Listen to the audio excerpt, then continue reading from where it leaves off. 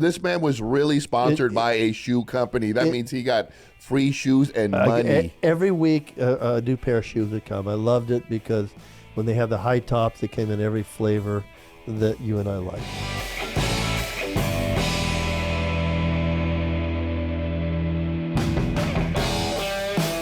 Wow, we would have never believed this. We're on Spotify, we're on Apple, we're on Google. Go out there and listen to us. So we're excited about it. We're glad you're excited about it too. Welcome back to another episode of Muscle Matters. I'm here with the great, legendary Tom. Hey, we believe, Steve, that muscles do matter. I sure hope so. I like them. The older I get, is I'm starting to see more value in it, and I've done some stuff. And I thank my friend Steve to introducing me to peptides. And I found a dose that I'm enjoying, that is allowing me to not worry about my heart, and I'm able to do it. So I want to thank you for introducing me into this new world, because Steve and I are touching this world a little more. And it's something that I do believe that if you're out there and you don't think muscles matter, get a little bit of age on you. And there's a test they can do, Steve. They say that you should try to stand as you get older on one leg and try to hold it for 90 seconds. And they said that, most older people can't, because we lose the mobility in our little muscles. And that's why we fall. When I say we, I just had to sign up for Medicare last week. And that was humbling, Steve. It really is, when you realize you're that old. And they ask you some weird questions. And I didn't have the answers to all those questions. And this is something I will just say, that I feel I'm pretty cognizant. I feel that I'm okay with that. And I have a heart for people that may not have that. And how in the heck do they expect you to go online and do this They stuff? don't expect you. I mean, that's not, because you're saying they're asking you questions and you. I don't know the answer of them. So they don't want to get. We'll save that for the rants. We'll save that for relevant rants. Well, we will. But it does. So it just matters, Steve. And make sure you guys tune in to relevant rants if you haven't checked that one out. Yes, we have fun ranting, and Steve. So I love muscles matter because they do. And the older you get, you need to make sure they matter and more. I'm spending more time, Steve, on groundwork. I said that word the other day. Somebody goes, "What's groundwork?" I go, "Stretching." I go and I do it afterwards because I've learned that lesson the hard way. If you I'm now down to the point where I'm spending probably 48% on groundwork, just stretching but I work out. I do, and I'm lifting heavier, which I'm enjoying that. And you know how I know I'm lifting heavier? My joints are telling me I'm lifting heavier. My knee today is like, oh, I haven't felt that for a while. I remember promising myself that I'd always be able to squat my body weight. Oh. And it was just simply because I like you said, the older it's a big deal. And it wasn't so much about being a big deal about strength. I made a cognitive thought. I really made a really strong thought about as I got older. And the purpose of me squatting my body weight for repetitions was to make sure I could stand. Yes. And I was like, hold your body weight. Yeah, it's just like, I need to be able to stand. I will need to be able to support my body. If I go to Disneyland, I don't want to run out of gas. I don't want to end up on a scooter. I don't want to end up with a walker. All the things that I would see, and I would just simply say, short of somebody having some sort of horrible disease, car accident, something that has completely wiped them out, the majority of the elderly people that I would see that couldn't move, I could tell that they never did any physical activity. Yes. And without the physical activity, when Father Time came and stole the vitality, their bodies just gave up. They lost their bodies. It's so odd, Steve, and you're still a young man, that when you start to recognize things, that hey, I don't work out on Sundays. I try to work out every day except for Sundays, and I found a rhythm. And I think you need to find a rhythm for yourself. I mean, go out there. But I do say, and Steve's been a blessing in my life because he's been able to help me. And if you think that, I've spent a lifetime in fitness, but you don't have all the answers. You need other people's advice in your life. You need other people to help you, get through it. And that's what I want to thank Steve for. I mean, as we're out there, you got to be able to manage yourself. And there's certain things that come up in life, and I'm experiencing them now, where I need more functionality. My wife goes to Orange Theory, but there's this new gym in town called F45, and the F's for functionality. Where's that one located? It's over off of Coffee. It's off of Coffee. It's over there. No, I think it's before Meany. Is that the Cars gym? Huh? Is it the Cars gym? I know it was a trainer at Orange Theory that moved over, and her husband opened that. But it's basically Mark Wahlberg, kind of supports him. But the F is for functional 45 minutes.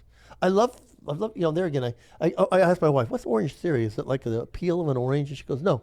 They have a theory, which I love fitness because there's a lot of theories in fitness, right? Just say Google. A lot of myth, Yes. right? A lot of experts just go out to TikTok. Be careful. And so she says no. They've got their orange zone is a certain heart rate for your age. They wear a little monitor and you try to get in the orange zone. Orange Theory. I was like, oh, I love that. I love that when people do things, they have a reason why they do it. So functional 45. So basically, they're doing a lot of more functional, a lot of weightlifting, less cardio, but the cardio is in the movement and the exercises. Which I think is great. Not everybody's cut out to be a meathead. Yeah. And I've told that to people for years. Not everybody's cut out to be a meathead. There's several different ways you can train. Several cutting it short. There's multiple ways you can train the body. Yeah. Well, and it's almost like a hit, because if you're telling me that they're doing 45 and they're checking their heart rate to make sure their heart rate's in a certain level, they are doing an anaerobic workout where they're using muscles for cardio. Yes, and that's a theory you and I've always bought into. Yes. That if you use resistance training, your muscles will be larger, but you'll burn more calories. You'll have a higher resting metabolic burn, which is what people want, but you're also going to have a stronger muscle. But I do believe it needs to be functional, especially when you get older. So whatever it takes to be functional. I right now, Steve, I'm just going to say it. I was walking my dogs because I hate the treadmill. Me and the treadmill just don't have a good relationship. You remember when you're dating girls when you're in high school and you're like, this ain't working out? That's like me and the treadmill, and I've done it all. I've spent hours on the bike and things, so don't give me hate because I don't know what I'm talking about. But it could also be from your old school nature. You fall back into what brought you into the sport, because as you told me when I said, hey, what did you guys do when you were up there? And you said, up where? Yeah. we were outside. Yeah, if you had to run, you had to run someplace. Yes. If you wanted to bike, you had to bike someplace. Yes, So, stairs were stadiums. yes, you needed a place to go. So, I mean, have you ever, the kid just be, the love is not stuck inside of the wall. The appreciation, I think, is not there. Yes. Because I saw it as something I had to do. So now I've taken my walking outside with my dogs. Now, what type of shoes are you walking in? Right now I'm walking in a walking shoe. And it's not a fitness shoe, it's a walking shoe. And I bought them to walk in. So I have a therapy dog. My wife has given me a reason. I have a therapy dog, and he's a Cane Corso, and he's a rescue. I love my dog Oliver. He's been on our show before, Relevant Rants. Not ranting, but he just came with me. But he's my therapy dog. And so now I walk him and my little dog, which is another dog that we got from the SPCA. I walk them 1 mile every day. So I was stressing out because it was during my lunchtime. I'd come home, eat, walk the dogs, go back to work. Now it's too hot to walk them because they're like... Yeah, I have to give it to my girlfriend. I'm very proud of her. She gets up at 4:30 and walks the dogs. Love you. Yes, but my wife goes, hey, she recognized it. She goes, Oliver's not going to do it because he's 130 pounds. He's a big dog. He's like you and I. And so his tongue gets a little, my wife goes, I think you're going to kill our dog. So I've had to walk him at night now. Like at 8:30, I'll go home tonight and walk my dog. But I'm enjoying it because it's an activity that I get to do and I get to participate. It's functional training. Now, I will say this. I do enjoy walking the dogs. Yes. When I'm not walking. it's funny because you don't think of it that way, right? When you and I are in the gym, it's our business. Yes. And When I'm walking takes, my dogs are. I'm letting my dogs get enjoyment. Oh, they love it. They love to smell things. I just don't stop as much as. When I walk the dogs, Papa knows he has to walk, and Chula knows we're going to go to the park. She makes it. She doesn't stop. She doesn't go sideways. She knows Daddy's going to take me to the park. Yes. And I'm going to get to chase squirrels. So there again, it's functional. Yes. It's functional fitness. Yes. And I think that's something that as you get older, you realize you need more of that than you need to, what fed years of my addiction through the years was the results and how we looked. Well, functional fitness, it falls back into joint maintenance. You have to take care of your joints. I mean, the heavy iron, that it's not that I'm not strong anymore. The bones and the joints have taken the beating where they tell me, no, we're not doing it. Isn't it funny when you're like doing a leg extension and the pop is keeping you the number? Yes. You're moving your legs trying to stop it from popping. Oh, me's the leg curl. And whenever I do a leg curl, I have to readjust to unlock the knee to get it to come back up because I've tore this knee up. And when I go back and I have to, move, back up, time for another rep. My daughter was in there working out with me one day. We did leg extensions. She goes, "What's that noise?" I go, "My knee." She goes, "No, it's not. It's the machine." So when she got on, I go, "Does it do it when you're?" I just explain to people, "Oh, Rice Krispies went off." they're talking.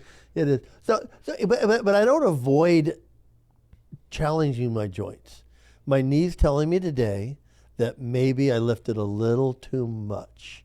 And so now I've got to back off because I'm more functional than I am, result driven. And I think that's something that you learn through the years. I think the anger isn't there. I'm still an angry lifter. I don't know if you still feel that type of angst when you lift the weights where you're like, don't bother me, I'm in this spot. Yeah, today I experienced something because I'm lifting a little heavier, and you've inspired me, and I'm wanting to, stay as strong as I can now because I know there's a little bit of more downhill for me. I'm in the fourth quarter. Yeah. I am. I mean, I look at life, 20 years old. Did I send you the video of the 81-year-old competing? Yes, I love that. So the 20 is the first quarter, 40 is second quarter, 60's third. Now I'm in the fourth quarter. I'm hoping to get overtime in my life, but I realize, Well, if you don't do this, you're not going. I can't. And if you get overtime, I don't want overtime in the band. Well, it's funny, Steve, because as you and I love football, and we like basketball and that kind of thing. We get excited because the game really doesn't matter until the fourth quarter or the end. I mean, because you scores and leads when the heavy legs kick in. Yes. So I'm good with that. And then overtime is something that is almost a bonus. We always like to play our video games and get in that bonus round, right? But it takes the work to get to the bonus round. Then you got to keep it going.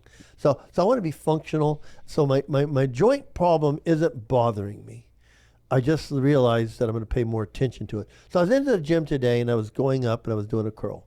And I'm just the way I'm training now, and I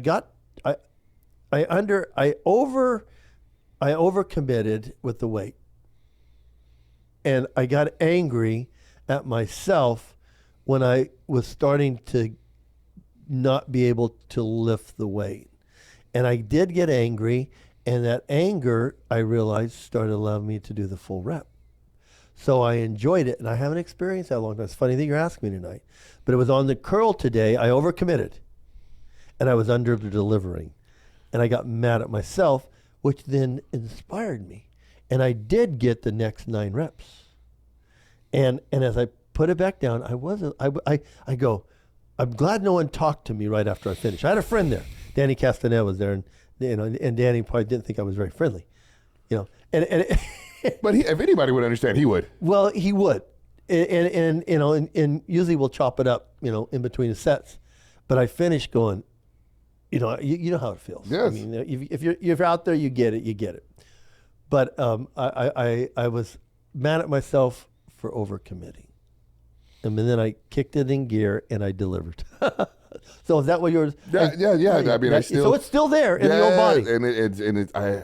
It's. And now I've got to realize that I didn't overcommit. I was going to be okay with under delivering, and I realized that I still have it. But I don't want the sickness to come back. And that's why I was like, I have to monitor that anger, because I'm like, I know what that entails. Yes, and you can get in trouble. Yeah. They call it tennis elbow, but you and I we didn't play tennis together. No, just grabbed a whole lot of heavy stuff. Yes, and so they call it tennis elbow. Like the time you went and rode the 405s when the Barbarians were deadlifting it. Yes. This guy right here. Yeah. I thought I was a show off. Yeah, it was my friend Roy Lytlemeyer. And he had a beef with David and the Paul brothers. He had a beef with them, and I was just along for the ride. That wasn't the first. Was it a hair thing? No. It was and we're going to talk about shoes. It was more of a look thing. They both had all three of them had the long and the notoriety thing. I mean, there again, Steve, we know that. I mean, we're Gold's Gym Venice, and every time Roy and I'd walk into the gym, you get attention because of notoriety, and then you feel you got to put on a show, and then it just one leads to the next. Now, speaking of Gold's Gym Venice, we're going to get into the episode. Yeah. So. You guys, I see a lot of the trend on TikTok is everybody wants to run around barefoot and lift. Yeah. How realistic was it that because you guys, the original Golds was what, a stone's throw? A block. From the actual sand. Yes, actual sand. And the current gym is 2 blocks. I think 2 or 3. It's right behind 3rd, and 3rd's Main Street in Santa Monica. So I think the beach is just maybe 2 more blocks over. So for you guys, walking distance. For you guys to come in barefoot, it was almost like, because people forget Arnold and all these different people in these videos that they watch. They were early 20s. Yes, frolicking at the beach. Well, it's funny because when people ask, how long do you work out? I go all day long. It was what we were allowed to do because it was something that was required, and you've been there. It's a sickness. I mean, you're going to do, maybe some, you're going to do one body part in the morning. You're at the beach. Yep. And so part of our job is to tan, yes. And it's right there. And biology sends us to the beach because bikinis were big. Yes. As big then as they are now. You're a viral 20-year-old man with a great body. Yeah, I've told the story that I was walking behind Arnold and Eddie and some of the guys, and there was a couple of young girls standing there, and they kind of giggled. And Arnold and them, they're the older guys, but I'm the younger guy because I'm like 18. So I looked over and I go, so what's funny? And they go, oh, see these guys? Because the guys in the day, and I'm not berating the Europeans, they tend to wear the posing briefs all the time. Yeah, yes, which I think is like yes, wrong. Yes. I would wear them on stage, yes. But I just don't want the junk hanging out. Yes, my banana hammock goes right back into until I'm done with it. But if you see Arnold, even nowadays, and some of the older guys, they're still wearing the banana hammock. Yes, they're still wearing that, and they're old. And it's what they grew up doing, right? It's Europeans. Yes. Sometimes you look at it and you got the guys with the big bellies and the stuff, and you're like, come on. We don't want to see that. Keep it away. Put it away. But so they were walking and they were wearing their posing briefs on the beach, and the girls were like, hey, we call them sand flippers. And I go, what do you call them sand flippers? Because they wore the rubber shower shoes. Okay. I mean, because you got to imagine everything was functional back then. There was nothing built for fitness. There wasn't even stuff built for the beach. So they would wear their thing because the sand was hot back then too, and so it burns your feet. So they would walk every time every time those shower shoes would flip up, a little trail of sand would kick up, and so the girls that I was interested in were the 18, 19, 20-year-olds, and they didn't appreciate that then. And so they called them sand flippers. So I kind of laughed and I go, oh, that's kind of cool because there was a functional name for their shoe. And so I went up and I go, guys, I go, can I just tell you what these girls are saying back there? And they go, what? And I go, well, they call you guys sand flippers. And they go, why? I go, good, I know why. Because the shower shoes, as you guys watch, they kick up little trails of sand. And so they aren't looking like, oh my gosh, look at you Greek gods. Yes, they're looking at your shoes. Yeah. And so they made shoe contact, like a good sneakerhead. Yeah. So they walked, they're like, oh. But it didn't stop them. So you go to the beach, how many of you guys we go in tennis shoes, you get sand in your shoes. You never get it out. I'm not walking on the beach. So you with come my back shoes. to the gym, you're barefooted. Yes. So there's a lot of mentality hooked up with that. And gym mentality. Yes. And don't you like it when the shoes that were rubber and your toes fit in came back? And I saw those, I go, that's trouble. Because we all know what happens when you get iron and bare feet and things like that. You want to show you what happens? Yeah, I was going to say, make So sure you guys pay I hope we attention can to get this. this on camera. So I don't know if our set director needs to. See that beautiful thing? Oh, man. So hope you can you see that? Yeah, See that right there? that's why you should have shoes on when you work out. So part of my toe is cut off. The whole toe is cut off, huh? The whole part of the toe. Yeah, my kids call it the turtle toe. Yeah, okay. And that all happened on Thanksgiving, 1979 at Strength and Health. And So you don't even have an excuse for walking on the sand. no. I came in the gym and I had a pair of just regular tennis shoes on. And my ex-wife and I were lifting at Strength and Health. Clint Barley gave me a key, and it wasn't open yet to the public. And I went in there, and as we were squatting, I thought my wife was, 120 pounds, and she wasn't probably the best workout partner for that day. But I had to put plates on, and I, could used to lift a little bit of weight, but I'd have to take it off for her. And so I was pulling off what I thought were one plate, and it was two. And I heard the noise. And when there's not enough time to pull your foot back, and it just exploded my toe. And then that ruined my day, ruined Thanksgiving for us. And I had to go to the doctor, and he looked at the little piece of meat that was hanging there, and he went, he goes, "You're not going to need that." Yeah, well. And so he sewed it up. So I'm still dealing with this at 65. So one's just a half size smaller, huh? Yes. I'm still dealing with this at 65. And I know there's a lot of things. I tried a lot of things there's a lot of things that would hurt my kidneys that possibly could take care of that. Yeah. And I'm really excited about maybe putting that little light thing. Have you seen those advertised lately? Where you can put them on your toes if you You're have. supposed to take care of it? Yeah. Yeah. And I'm not sure it's going to work, because my wife keeps going, you need to get that thing fixed. And I'm like, why would I do that now at 65? I've You've gone this long with it. I've lived the longest time Yes. with it, but that's it. It's not like she hasn't seen that toe before. Oh, yeah, my kids call it the turtle toe. It used to embarrass them. They'd go, "Dad, don't wear sandals. That looks like that's nasty."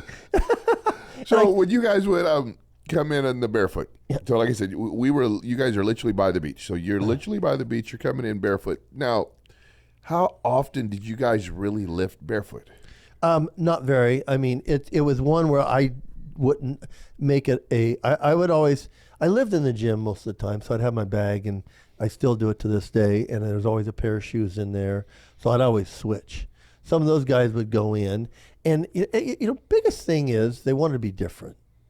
They wanted a reason that they were like who they were, and there was reason other people were like they were. And so a lot of people just did that. I mean, if you go back even to the Chuck Snipe days, the Steve Reeves days, those guys wore shoes. So Their mentors wore shoes. So it's like you had to have a new difference. So would you see these flip flops? They weren't working out in their flip flops. No. Because I see that, and it drives me insane because And then all the only shoes that we had back then, Steve, and the only decent lifting shoes were Converse. Yeah, and it wasn't Chucks. because they were functional. They were flat, but they're the only inexpensive shoes. And, it was just there. I mean, we didn't have Nikes. We didn't have Adidas. We didn't have Reebok. You just had shoes, and you just tried to make it functional. So it was what was done. Now, the word functional, you've used it several different times in reference to shoes, so we can safely assume that sandals aren't functional. No. We can safely assume that working out in your socks is not functional. Squatting without shoes on isn't the best way to do it because you have no support for your feet, your ankles. Yeah, I mean, it's of course you'll see the weight on the guys' backs, and sometimes when you see the weight on the guy's back, you don't see them squat with that weight. You see them walk away from the rack with that weight. And a lot of times, I know I'm going to get some hate for this, but I'm just saying. A lot of times I see people and they're in their socks, and I'm like, I remember being a child wearing my socks and slipping and falling. Yeah. Like, so I knew that I never wanted to do anything. I respect the iron. I've been hurt. I've seen people get hurt. I have a healthy respect for that iron. Yeah. And I know if I drop a hammer on my hand, it's going to hurt. And the reason I'm like, I see people and I shake my head because to me, everything comes from the floor up. Yes, it does. And everything is an explosive movement. You're moving, you're leaning, you're pulling. And every time I see somebody deadlift, the only thing I can think about is that explosion and that pull, and there's really nothing to keep your foot from slipping. You're wearing regular old socks. Steve, I got to get to do a lot of things, and I was involved with a study with USC where they were getting really excited about infrared filming. And they came in, they wanted to use us as lab rats because we lifted weights. They wanted to see what the muscles did. So I thought it was pretty cool when they could film you in an enclosed setting where you were doing the movement, the muscles that were really doing the lifting were in a hot red, and then all the other the other colors went down through almost a yellow. So what they were doing is when you're doing a low row, is your back doing the weight? Are you doing the proper movement? And I always wondered what feet were doing when you pulled away. I was going to say, how red were they? Well, it really helped. Because you would see it and go, man, I've got more of my shoulders and triceps in that exercise than my back. So it really helped in the early days of showing us what we were really doing. It helped our form. I was going to say it was a great step for fitness, and it just showed you that so when you would squat, it showed you how much your calves and your Achilles and your feet muscles were actually working. But I also wondered, when you're working out, your feet flatten out, especially when you go down with some iron. And as you'd come up with some iron, your toes would get, you'd always want to lean forward and then, what is it? You'd kind of like that. And you could see that stuff. And I think, well, you need support with that. And how much stronger are you with support with that and a good shoe? And I saw a guy walk in the other day and lift with Converse, and I go, that's okay, but he could lift a lot more if he had a right pair of shoes on for doing that. And I remember when we started working out, and we talked about the Paul brothers, and they were working out in construction boots. And I was like, I did. I had this moment, I was like, they are onto something with that. And they walk us through that generation of construction boots. Yes. Because I was a kid watching all that, and during that was the mid to late 80s. Yes. That craze came out. But what it did when you put them on, when I walked away from the rack, I was like, I've had more confidence. My feet and my ankles were supported. And I was like, this is a good thing. It's not a bad thing. It still wasn't the right. I mean, no one made a squatting shoe. Yes. That's before there was the Automax or whatever. But I'm just saying, the Paul brothers came up with something.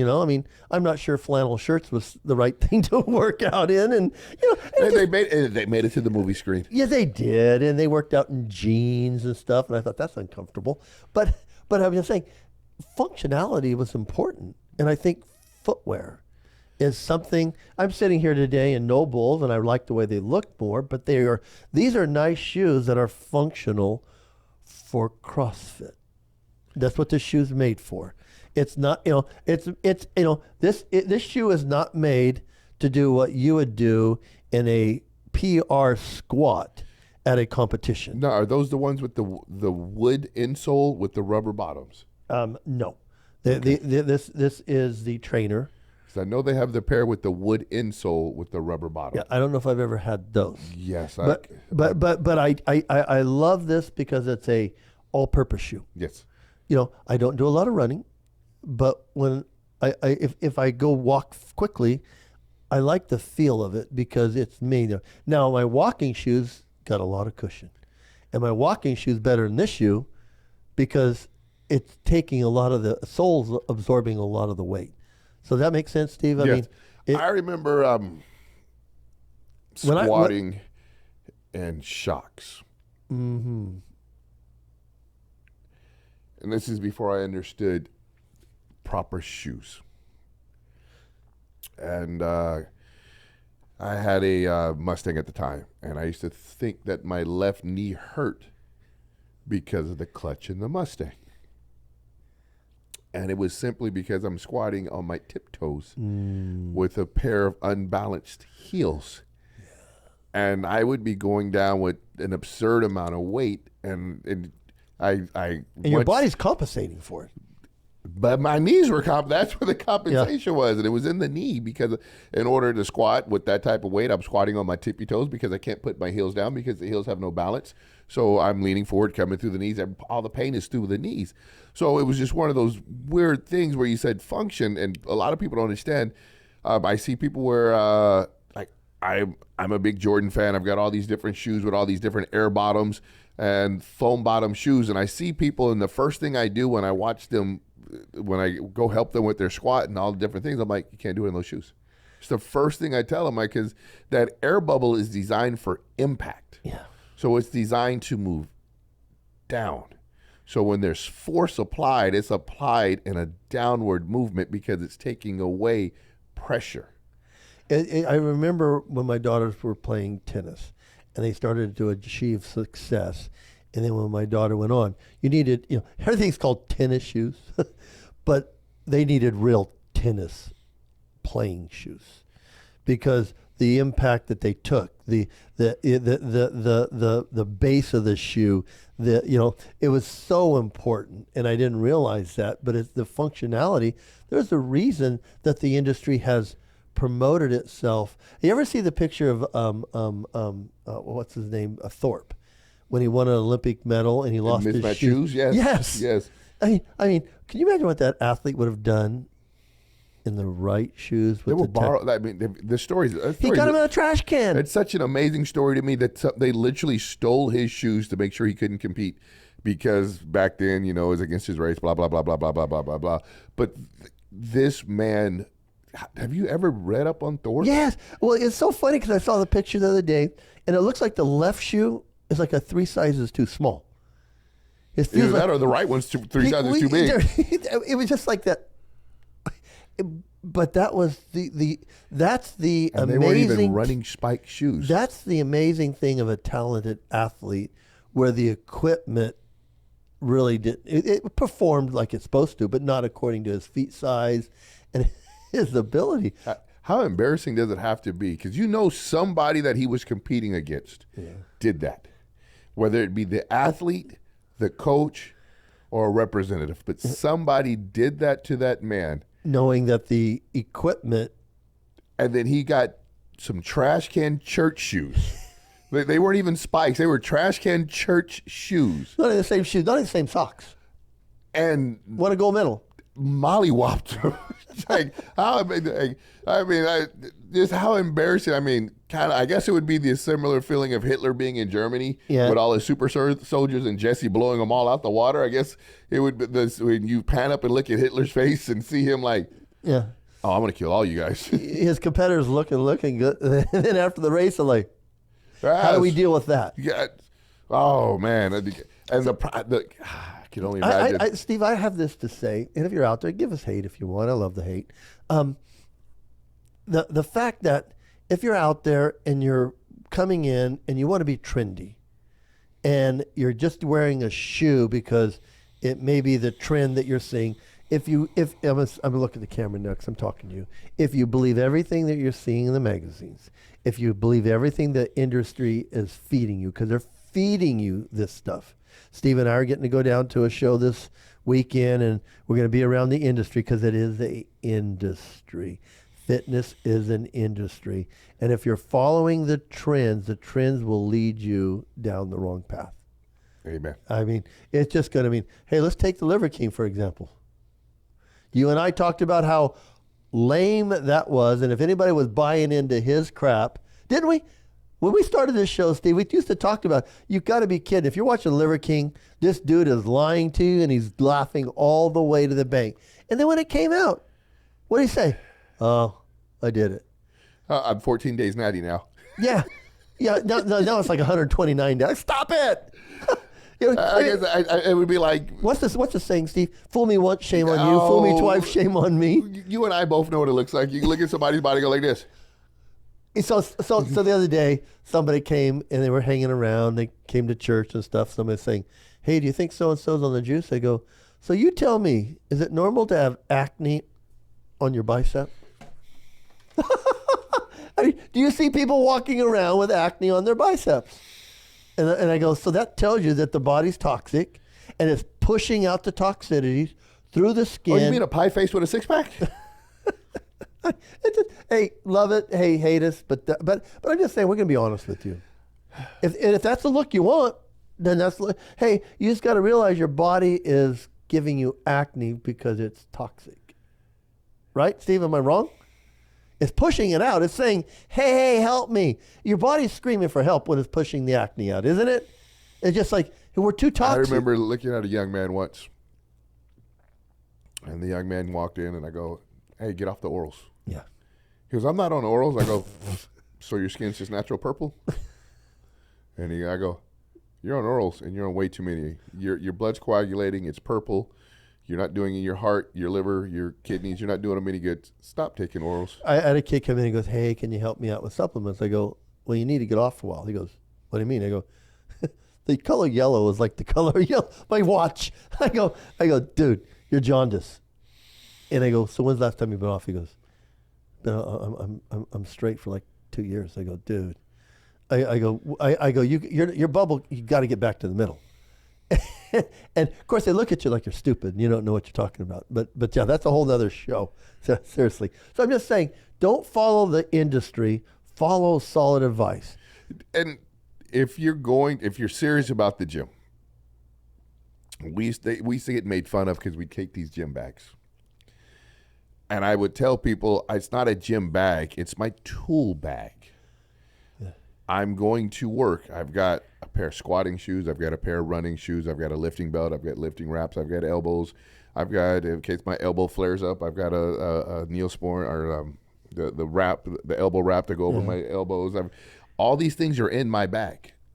Because it's the tools of your trade. Yes. Extra pair of headphones. They're in there. So if you're going to the gym, and I understand everybody wants to be stylish. Hey, I'm the first one to admit it. I'm wearing pink with Reeboks on, okay? He looks stylish. If you're going to the gym to be stylish, make sure you have a pair of functional shoes. If you go to NAS, I have a little cubby hole, and inside my cubby hole is my squatting shoes. Yes. If I decide to actually squat. Real squat. If I decide to really squat. You'll go change your shoes. I'm changing my shoes. I have understood one thing about hurting my body. So I worked out with a friend, and and so him and his boys worked out with us. He's kind of famous in the hot rod industry, Doug DeBerti. So we were working out. So we were doing leg days, and I brought an extra pair of shoes. And he goes, "What are you gonna do?" I go, "Well, we're gonna need some squatting shoes when we squat." He goes, "Why?" I go, "Because we're gonna squat right." I go, "And the weight that you and your kids are gonna do, we need squatting shoes." So he goes, "So our shoes won't work?" And I go, "Well, of course they'll work, but do you want to be effective?" I go, Doug was always, he's a great car guy. I mean, he's won SEMA like 6 times. For a car person, you have to go, would you put on radios when you need to drag? Yeah. You'd switch out the slicks. I just told him. And so it's funny because we always talk about it. And he always hated the squatting shoes. I hated it when we had to squat and we had to switch shoes. I go, well, because that means it was working. it was effective, and you were doing PRs, and it hurts when you do PRs, but you won't do the PRs without the right shoes. And he knew it because he goes, oh, they feel good, they're different. I go, well, that's what they're supposed to do. But you're not going to walk around on those all day long because they're uncomfortable when you go to other exercises. We're going to wrap this episode up with a real quick one. So, Mr. Tom, like I said, I am wearing Reebok. I love it. Used to be a sponsor of mine.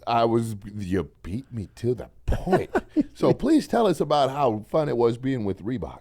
Like an actual real spot. This man was really sponsored by a shoe company. That means he got free shoes and money. Every week, a new pair of shoes would come. I loved it because when they have the high tops, they came in every flavor that you and I like. And it was funny because I don't know if you appreciated it because you just expected it. But when it stopped, and I've told you guys that I remember when my wife sold all my Reeboks that were the nice colors because they come back in style. And I had them put up in the attic, and I go, hey, where's my shoes? She goes, you mean the ones I sold in the yard sale? I go, what'd you get for them? Probably $1 a pair. Oh, my goodness. And some sneakerhead like me probably went by and went, huh? Oh, I was like, I loved it. So it was just not, back in those days, it just wasn't real. I didn't appreciate it because you just thought that's what happened. And so I love to watch the functional shoes come out through the years. But I'm so excited now that, you and I share a shoe fetish, and I enjoy shoes. And I like shoes, and I have basketball shoes because you've got me into the Airs. And I don't play basketball. Oh, I play on NBA 2K. Yeah, and so, but I appreciate style, and I really like the style, and I like the opportunity to just enjoy things. My son-in-law he collects shoes, and he played basketball. He felt like since he had the Airs, he needed to play basketball, and he was decent. I had a cousin destroy my first pair of Jordans that I bought with my own money. Oh. See, now that makes you appreciate it. I'm telling you what, when you have sponsors, you don't appreciate it. But when you start spending your own real money, now you appreciate it. I've bought a couple pairs that my wife got rid of, and I'm like, man, I owned those for free, but I didn't appreciate them. So that answers your question. Yes. Hey, there again, I love your business because when the nutrition business came out, I had a lot of great sponsors. But we were functional for them because I didn't get any of my amino acids flavored. My brother I used to have my brother experiment. My brother goes, this stuff is terrible tasting.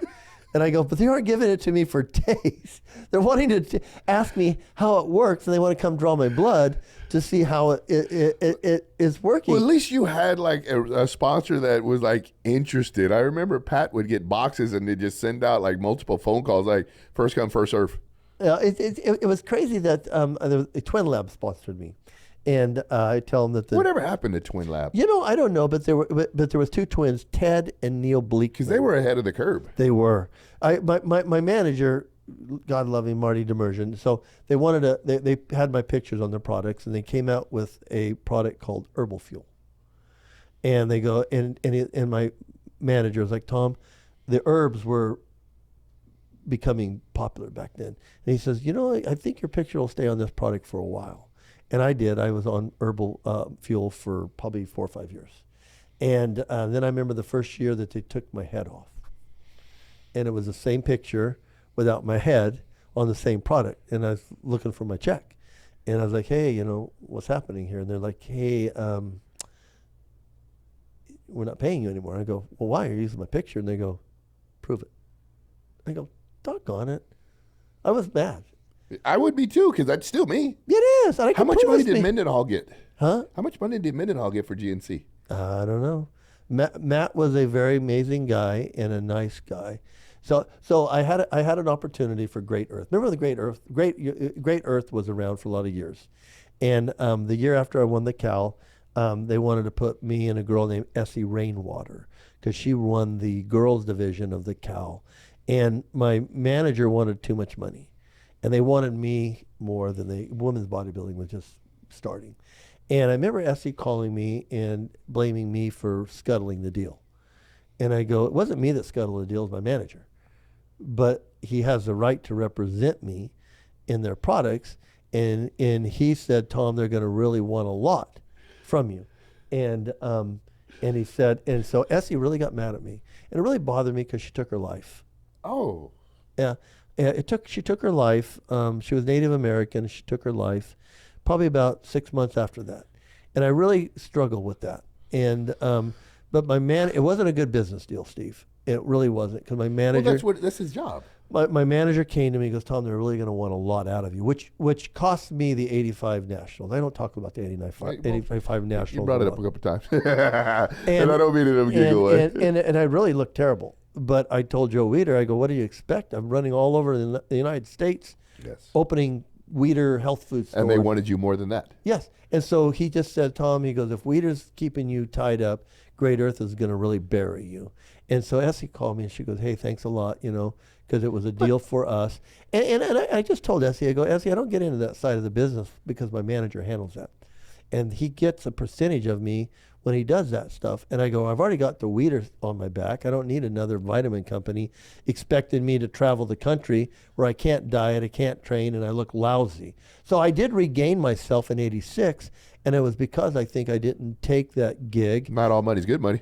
But it always bothered me because Essie did take her life. And I remember her mother was even upset with me because, and there again, I mean, it's just something I live with.